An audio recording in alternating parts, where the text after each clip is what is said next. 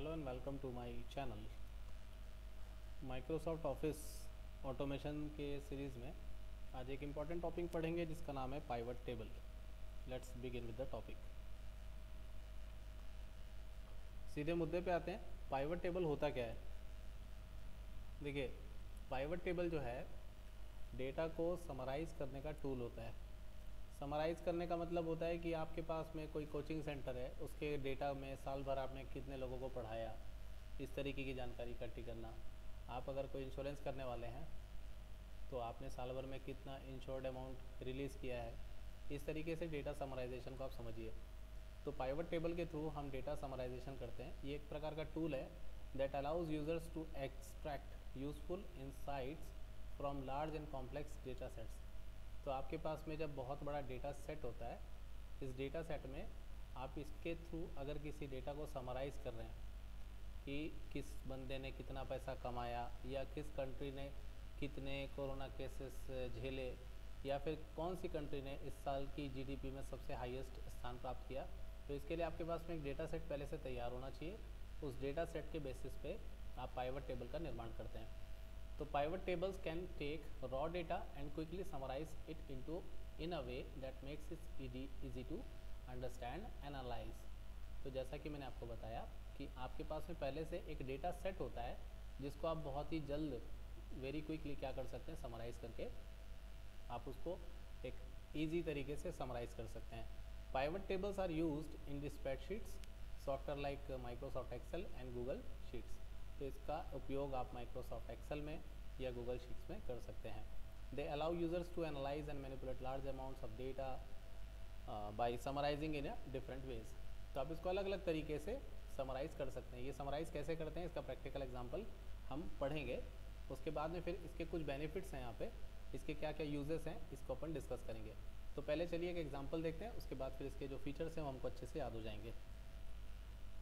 Example के लिए मैंने यहाँ पे कुछ 4 फील्ड्स बनाई हैं, जैसा आप देख सकते हैं, जिसमें नाम है, सिटी है, फीस है, कोर्स है, और ऑफ कोर्स इसमें मैंने कुछ फ़िल्टर्स लगा के रखे हैं ताकि आप इसे सॉर्ट कर सकें। अगर आपको करना हो तो आप ऐसा कर सकते हैं, क्योंकि पाइवट टेबल बनाने के बाद में इन सब सॉर्टिंग का कोई अर्थ नहीं रह जाएगा। यहाँ पे कुछ नाम है, जैसे आसिफ है, वो धमतरी में रहता है, इसकी फ़ीस जो है 3,000 रुपये है सी प्रोग्रामिंग करने की। वैसे ही चंचल है सिहावा से, जिसकी फ़ीस है 3,000 रुपये सी प्रोग्रामिंग की। और दूसरा एग्जाम्पल मैंने लिया है सिटी का बिलासपुर, जैसे जया है बिलासपुर से और इसकी फ़ीस है 5,000 रुपये और ये कोर्स करिए VB.NET का। वैसे एक तीसरा एग्जाम्पल है पाइथन प्रोग्रामिंग का और इसकी फ़ीस है 3,000 रुपये, सिटी है इसकी रायपुर और जो भी स्टूडेंट है उसका नाम है खुशबू। तो अब अगर आप इसका समराइज़ वे पे एक इन्फॉर्मेशन बनाना चाहते हैं, तो मैंने लगभग 25 स्टूडेंट्स के डेटा यहाँ पे रख लिए हैं। तो आपका काम सबसे पहला ये है, स्टेप इसके ध्यान से याद कर लीजिएगा। स्टेप 1 ये है कि आप सबसे पहले डेटा का सिलेक्शन कर लीजिए। ये आपको किसी भी जगह पे लिखा हुआ मिल सकता है और आप इसको प्रैक्टिकल को रिपीट ज़रूर करिए। तो आप सबसे पहले सिलेक्शन बना लीजिए। सिलेक्शन बनाने के बाद में आपको एक्सेल में इंसर्ट टैब में जाना है और यहाँ से रिबन में आपको पाइवट टेबल का जो ऑप्शन दिखाई दे रहा है, इसमें आप क्लिक करने के बाद में देखेंगे कि आप किस चीज़ से पाइवट टेबल बनाना चाहते हैं। तो आपको यहाँ पे ऑप्शन मिल रहा है फ्रॉम, टेबल और रेंज। तो ये हमने रेंज सेलेक्ट करके रखी है और जो एक टेबल के रूप में है, तो आप इस फर्स्ट ऑप्शन में क्लिक करिए। क्लिक करने के बाद में ये जो झालर आपके सामने जलने लगेगा दिवाली की तरह, इसमें LED लाइट्स जैसे इफेक्ट्स देती है, उसी तरीके से आपको ये दिखाना चाह रहा है कि ये सिलेक्शन आपने कर लिया है। अब यहाँ पे आपकी टेबल की रेंज लिखी हुई आ रही है, आप इसे बदलना चाहते हैं, जैसे 25 तक नहीं करना चाहते हैं, 24 तक करना चाहते हैं, तो आप यहाँ पे बदल सकते हैं। और दूसरी चीज़ ये कि अगर आप इसको एक नई एग्जिस्टिंग वर्कशीट में क्रिएट करना चाहते हैं, मतलब इसी में अगर क्रिएट करना चाहते हैं इसी शीट में, तो आप एग्जिस्टिंग चुनिए और लोकेशन यहाँ पे दे दीजिए कहाँ से कहाँ तक। और अगर आप इसे न्यू वर्कशीट में बनाना चाहते हैं, तो जैसे यहाँ पे शीट 1 आपको दिखाई दे रही है, तो जैसे ही आप ओके प्रेस करेंगे तो ये नई शीट में आपको क्रिएट होकर मिल जाएगी। अब यहाँ पे इसका एक प्रीव्यू आपको दिखाई दे रहा है जिसमें लिखा हुआ है पाइवट टेबल 4। ये इसका डिफ़ॉल्ट नेम इसने सेलेक्ट करके दे दिया है। तो आप इस पर्टिकुलर रेंज से अगर बाहर जाएंगे तो ये जो ऑप्शंस होते हैं पाइवट टेबल के, वो आपके हाथ से चले जाएंगे और जैसे ही आप वापस इस रेंज में आते हैं पाइवट टेबल के, तो आपको यहाँ पे एक ऑप्शंस दिखाई देने लगता है पाइवट टेबल के फील्ड्स का। इसमें आपके पास में ढेरों ऑप्शंस रहते हैं। जैसे आप सेटिंग्स वाले बटन पर क्लिक करेंगे तो फील्ड सेक्शन एरिया, और इसी के साथ में field sections and area section side by side. तो ये आपके फील्ड के सेक्शंस हैं और ये आपका क्या है, एरिया आप क्या क्या लेना चाहते हैं। तो अब जैसे मेरे को देखना है कि कितने मेरे पास नाम हैं, तो आपको पता है कि मेरे पास में 25 नेम्स हैं, ठीक है। इसमें कोई ग्रांड टेबल तो अपने पास आएगा नहीं, तो यहाँ पे क्या समराइज़ करेंगे, कुछ भी समराइज़ नहीं कर सकता। तो अब जैसे मुझे एक जानकारी बनानी है कि अलग अलग सिटी, जैसे मेरे पास में 3 या 4 सिटी हैं, ठीक है।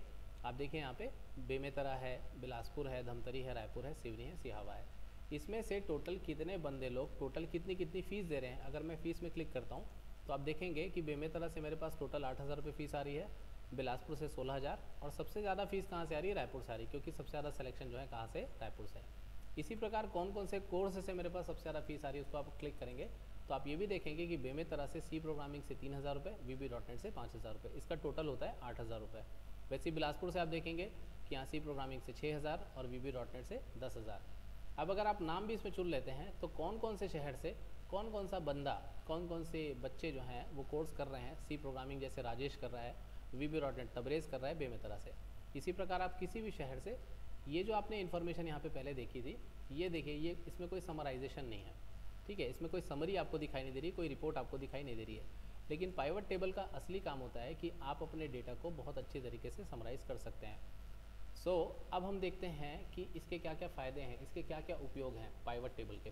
क्योंकि अब आपने एग्जाम्पल देख लिया, आपको इसको बनाना है तो सबसे पहले आप कोई भी एक ऐसा डेटा बनाइए जिसमें कम से कम आपके पास 3 या 4 फील्ड्स होनी चाहिए। 3-4 फील्ड्स के बाद में आप शीट्स बनाने के लिए पाइवट टेबल में पहुंच जाइए, और यहाँ से आप इस समराइज़ करने के लिए जिस तरीके से भी आप समराइज़ करना चाहते हैं यहाँ से कर सकते हैं। तो यहाँ से आपको डिफरेंट ऑप्शंस चुनना है, जैसे कि मैंने चुना field sections and area section side by side. उसके अंदर फील्ड चुन लीजिए और कौन कौन सी फील्ड्स और वो आपको हटानी है यहाँ से आप हटा सकते हैं, और इस तरीके से आप पाइवट टेबल बना सकते हैं। लेट्स सी कि इसके क्या क्या उपयोग हैं। सबसे पहला इसका उपयोग है जो हमने पढ़ा कि इसको हम समराइज़ करने के लिए इस्तेमाल करते हैं। Pivot tables can quickly summarise large amounts of data and provide insights into trends and patterns. तो जिस प्रकार के पैटर्न्स आपको चाहिए, जिस प्रकार की ट्रेंडिंग आपको देखनी है कि अब जैसे सबसे ज़्यादा ट्रेंडिंग कहाँ पे है मेरे कोचिंग क्लास की, मेरे कोर्सेज़ की, तो आप इसका आंसर कर सकते हैं रायपुर। ये आपको अलग से दिखाई देगा क्योंकि रायपुर से मेरे पास में टोटल 24,000 रुपये आ रहा है।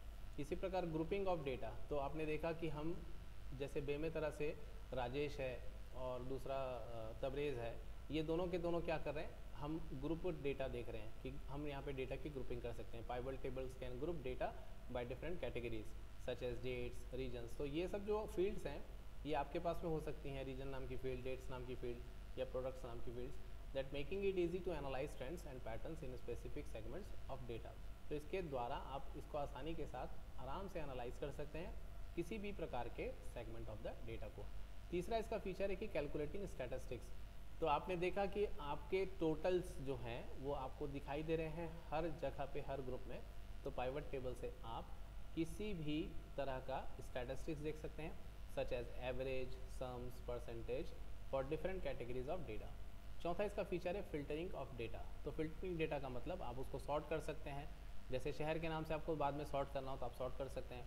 विजुअलाइजिंग डेटा मतलब pivot tables can also create charts and graphs based on summarised data. आप उसी सिलेक्शन को बना के, चार्ट बनाना तो हमको आता ही है एक्सेल में पहले से, क्योंकि पाइवट टेबल जो है ना लास्ट के टॉपिक्स हैं एडवांस माइक्रोसॉफ्ट एक्सेल में, और लास्ट में आता है कि overall pivot tables are powerful tool for anyone working with large data sets looking to extract insights quickly and efficiently. तो ये था आपका पाइवट टेबल। उम्मीद है आपको लेक्चर पसंद आया होगा। अगर पसंद आया हो तो लाइक करना ना भूलें, और हमारे चैनल को सब्सक्राइब ज़रूर करें, शेयर करें ज़्यादा अपने दोस्तों के साथ, ताकि एग्ज़ाम में पाइवट टेबल क्या होता है उसको बहुत अच्छे से आप इसको हिंदी में ट्रांसलेट करके लिख सकते हैं। बहुत ही ईजी इंग्लिश है। सो इन पॉइंट्स के जो मेन पॉइंट्स हैं उनको आप हेडिंग बनाइए, और एग्जाम्पल में जो मैंने एग्जाम्पल दिया या तो आप वो बनाइए या तो आप अपना कोई सा भी एग्जाम्पल बना के लिख सकते हैं। Thank you very much. See you on the next video.